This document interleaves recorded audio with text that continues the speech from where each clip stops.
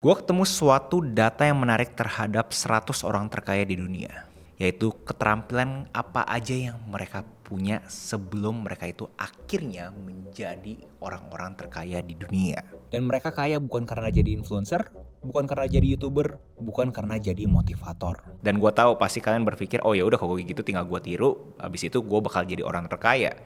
Jelasnya kagak guys, karena kita itu mempunyai posisi yang berbeda-beda. Itu yang selalu bikin ngomongin keuangan itu sesuatu yang susah kan. Karena gue kagak tahu posisi kalian di mana, kalian juga kagak tahu posisi gue di mana. Jadi sangat susah banget untuk memberikan suatu advice yang semua orang itu bisa relate. Dan enggak guys, lu nggak butuh bangun jam 5 pagi, lu nggak butuh mandi air dingin, lu nggak butuh meditasi, lu nggak butuh vision board, lu nggak butuh mimpi besar. Yang lu butuh yang namanya action kontras. Sebelum gue jelasin lebih detail lagi, gue pengen kita mundur dikit nge-breakdown apa sih yang selama ini orang-orang ngomong ke kalian. Pada umumnya konsisten lah, komit, lu harus punya mimpi besar, segala macam kan. Semua orang memberikan advice yang sama. Tapi lu pernah mikir gak sih, apa yang bikin orang itu beneran bisa ngerjain sama yang gak bisa ngerjain? Kalau misalnya gue lihat sekeliling gue yang beneran kerjain, yang follow through, kagak cuma terima informasi abis itu diem doang, yang bener-bener kerjain, yang bener-bener follow up, bedanya tuh ada di sini. Yang kagak kerjain, dia tuh mikirin apa sih yang mau terjadi. Yang beneran kerjain, dia mikirin apa sih yang dia kagak mau terjadi. Kalian tuh harus kontrasin. Kalau misalkan gue kagak ngelakuin apa yang gue ngomong bakal lakuin, hidup gue bakal di mana? Dia bakal mempunyai ketakutan bahwa anjrit, gue bakal di sana-sana aja dong, gue bakal jadi mediocre dong, gue kagak mau jadi mediocre. Tapi kalau misalnya orang-orang yang udah mikirin, oh gue mau kesana gitu kan, terus udah ngomongin ke temannya ke kiri kanan, ya akhirnya apa? Masturbasi mental. Jadi kalian harus benar-benar tahu, kalian itu kagak mau ada di mana. Kalian kontrasin, apa yang kalian mau terjadi, apa yang kalian kagak mau terjadi. Negatifnya apa aja. 5 tahun lagi gue kagak mau gue di sini. 5 tahun lagi gue ngapain, gue hidup gue gini-gini aja. Breakdownin, jangan lihat plusnya. Karena kalau misalnya kalian lihat plusnya, kayak gue bilang, masturbasi mental. Dan beruntungnya kita semua kemarin itu, gue ketemu suatu konsep yang namanya wealth dynamics. Suatu framework di Amerika Serikat yang menurut gue bisa ngebantu identifikasi kalian tuh ada di mana sih, dan abis itu kalian harus ngelakuin apa. Dan di video ini gue bakal coba nge-breakdown wealth dynamics ini. Gue coba simplifikasi dengan memakai kata-kata yang lebih mudah untuk dimengerti. Dan harapannya setelah kalian mengerti kalian ada di mana, kalian jadi tahu kalian itu harus ngapain. So untuk kalian tahu kalian tuh ada di mana, kalian tuh harus bikin dulu ada sumbu X dan sumbu Y. Dimana di sumbu Y ini adalah kalian punya keuangan, wealth kan ya. Nah di sumbu X ini adalah seberapa aktifnya kalian. Jelasnya makin kesini makin proaktif. Kalau misalnya kalian nol banget ya kalian reaktif. Nah gue mau mulai dari level yang paling rendah banget, dimana pada umumnya orang-orang tuh yang gue kategorikan sebagai victim, korban di sini victim, atau bahkan ada yang minus karena ya utang lah apapun itu, dan kalian kagak punya penghasilan. Nah, kalian harus bisa naik level dengan kalian mencoba mencari penghasilan. Sesimpel itu guys. Begitu kalian bisa dapat penghasilan, kalian baru tuh masuk ke tangga berikutnya, yang namanya survivor. Tapi kalian kagak punya disposable income lah, kalian kagak punya duit untuk kalian tabung, duit kalian investasiin. Udah kalian cuma bertahan hidup aja. Nah di sini kalian udah kagak bisa reaktif lagi. Kalian untuk pindah ke sini kalian harus lebih aktif. Kalian itu harus proaktif. Coba cari peluang-peluang yang kalian bisa kerjakan. Nah, tangga berikutnya adalah worker. Dimana kalian itu sekarang udah jadi kerja korporat, dan abis itu kalian bisa menghasilkan sesuatu, dan kalian itu bisa menyisihkan kalian punya uang untuk kalian punya kesenangan. Tapi tetap aja yang kalian lakukan di sini, like yang sebelum-sebelumnya, kalian itu menukar kalian punya waktu dengan uang. Nah, pada umumnya orang-orang tuh udah stop di sini aja udah. Ini mayoritas orang tuh ada di sini. Nah, level berikutnya adalah yang namanya player. Dimana kalian punya keterampilan tuh udah cukup tajam, signifikan, antara kalian dalam banget ke satu titik atau kalian tuh banyak keterampilan yang bikin kalian jadi unik. Kalian itu akhirnya jadi magnet buat orang-orang yang butuh kalian punya jasa. Tapi yes, kalian masih menukar waktunya kalian untuk menjadi uang. Tapi di sini udah jarang banget nih orang yang bisa menuju ke sini. Yang pada umumnya orang-orang bilang tuh tangan kanan lah. Karena keterampilan udah luar biasa. Nah setelah player, ada yang namanya builder. Ini makin dikit lagi nih. Orang-orang yang udah tahu, oh ternyata begini ya cara bikin sistemnya untuk kita punya usaha tidak bergantung dengan kita. Jadi dia udah bisa memprodukkan, dia punya keterampilan, dia bikin jadi suatu sistem, assembly line, udah tahu inputnya apa untuk menjadi output seperti apa. Itu builder. Dan setelah jadi builder, mau level up lagi, jadinya namanya arsitek.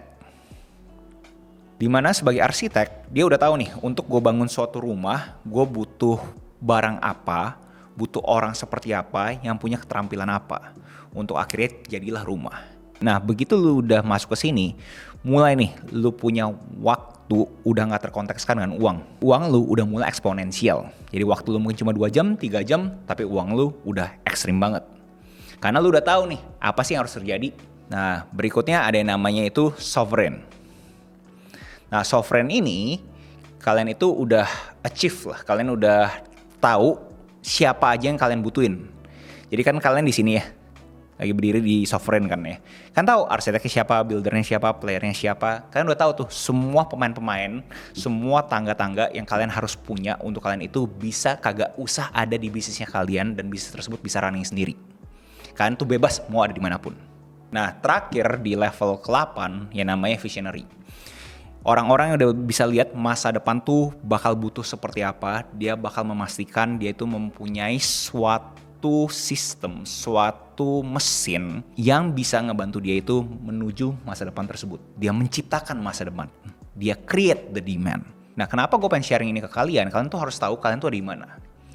Dan untuk menuju yang paling kanan, yang paling atas, yang wealth-nya paling kencang, menurut gue terkontekskan seberapa aktifnya kalian.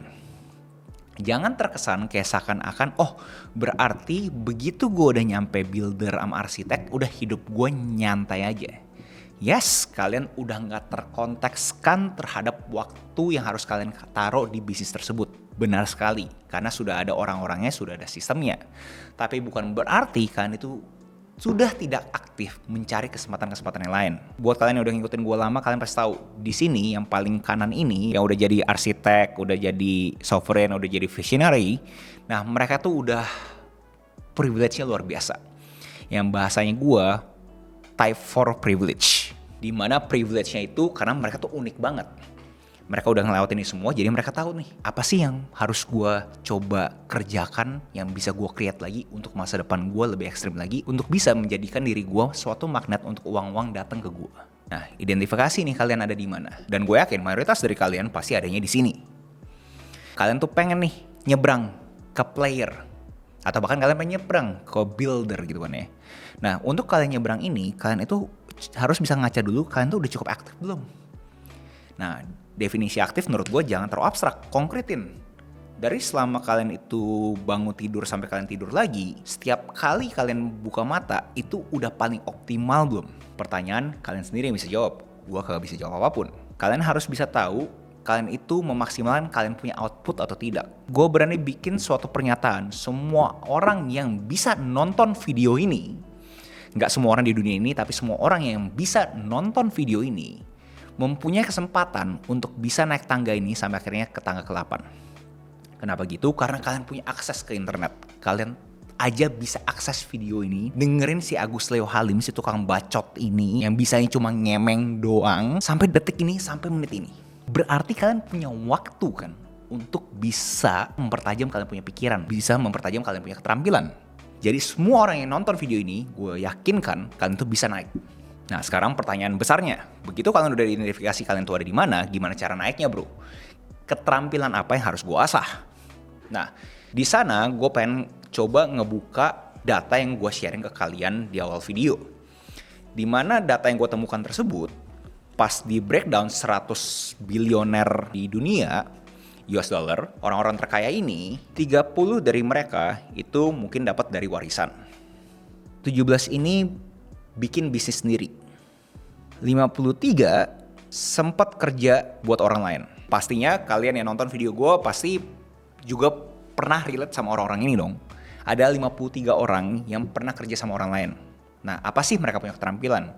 Pas di breakdown, banyak dari mereka mempunyai keterampilan yang namanya sales, menjual. Terkesan kayak seakan-akan terlalu kotor kan ya kata-kata menjual. Gue tahu banyak dari kalian kayak berasa jijik sama kata-kata jual. Tapi ngomong apa adanya, dunia ini bergerak berdasarkan orang-orang yang bisa jualan. Kalau misalnya orang-orang nggak bisa jualan, ya kita bakal di sana-sana aja. Jadi kalian harus bisa mengasah kalian punya keterampilan untuk bisa jualan. Dan di breakdown lagi keterampilannya ada yang namanya stock trader lah, engineer lah, software developer, accountant, analisis. Nah ini semua kalau misalkan kita bisa tarik benang merahnya, pada umumnya berarti berhubungan sama dengan yang namanya money management.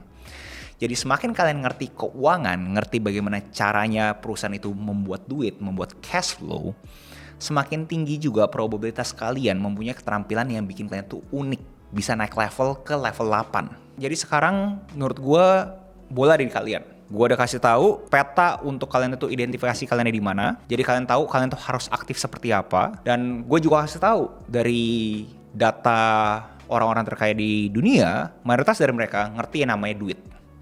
Jadi kalian punya pengertian terhadap duit harus kalian asah. Semakin terampil kalian terhadap apa itu duit, gimana cara membuatnya, terutama dalam bidang sales, berdasarkan data tersebut, akan memperbesar kemungkinan kalian untuk bisa level up kalian punya keuangan. Jadi buat kalian setelah nonton video ini, jangan bilang bahwa kalian itu kagak tahu nih mau mulai dari mana. Udah jelas banget guys, kalian tuh mulai dari mana? Mulai dari jualan. Kalau misalnya kalian kagak bisa jualan, ya kalian kagak bisa level up. Buat kalian masih bingung mau jualannya mulai dari mana, kalian bisa cek gue punya video-video lainnya. Sekarang tuh lagi ngetren yang namanya produk digital. Kalian bisa coba aja mengasah kalian punya keterampilan dengan jualan produk digital di website yang namanya lnk.id, di mana semua orang itu bisa langsung jadi kreator, bisa punya website sendiri dan bisa langsung jualan produk digital. Dan udah banyak banget cerita-cerita sukses terhadap orang-orang yang memakai LinkedIn yang bisa melunasi hutangnya lah, yang bisa bawa keluarganya umroh, yang bisa mendapatkan 1 miliar pertama. Jadi buat kalian pengen tahu lebih detailnya lagi, kalian bisa cek aja ke website namanya lnk.id. So itu aja video essay gue hari ini. Next video essay apa yang menurut kalian menarik untuk gue bawakan? Apakah kalian pengen gue breakdown lebih detail lagi terhadap semua keterampilan bilioner ini?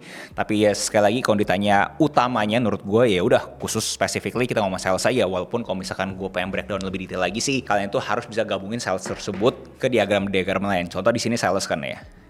Terus di sini ada coding, dimana kan di data yang gue sharing kan ada ya itu coding ya. Habis itu kalian bisa mengerti mekanik gitu kan ya. Bisa sales, bisa coding, bisa mekanik. Ya di tengah-tengah ini ya siapa? Elon Musk. Jadi semakin banyak keterampilan kalian bisa skill stacking, dimana gue udah pernah bahas di video-video gue sebelumnya. Tinggal kalian cek aja video gue sebelumnya. Semakin juga besar probabilitas kalian untuk bisa naik level. Sebelum gue tutup videonya, gue pengen ingetin ke kalian, gak ada yang bakal tepuk tangan karena lu konsisten. Nggak ada yang bakal tepuk tangan karena lu komit. Nggak ada yang bakal tepuk tangan karena lu disiplin. Jangan berpikir, kan tadi gue bilangnya sumbu Y, sumbu X kan ya. Di sumbu X ini lu udah aktif nih kan ya. Lu udah aktif gila-gilaan gitu kan. Tapi lu bingung kok duit gue kok di sana-sana aja ya, nggak nambah. Sumbu X ini, yang aktif ini, itu udah keharusan guys. Akan ada suatu saatnya kalian itu bisa jadi eksponensial.